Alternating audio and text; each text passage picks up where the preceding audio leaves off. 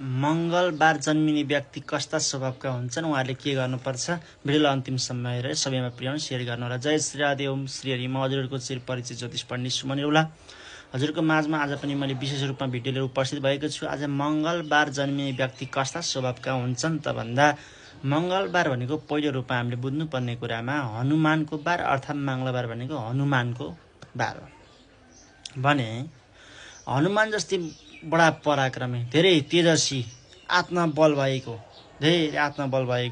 निडर व्यक्ति, साहसी व्यक्ति हुनेछन् मङ्गलबार जन्मिने व्यक्तिहरू। त्यस्तै गरेर आफ्नो काम के छ, आफ्नो लक्ष्य के छ, त्यो लक्ष्यलाई पुरा गर्ने, अरूको कुरा नसुन्ने, आफ्नै निर्णयमा काम गर्ने। त्यस्तै गरेर मङ्गलबार भनेको अलिकति खरो, अलिक चर्को बार भएको कारणले गर्दाखेरि अलिक बोलीमा अलिक चर्कोपना, अलिकति कडापना, झ्वाक्केर बोल्ने खालका हुन्छन् कोही मात्रामा भने।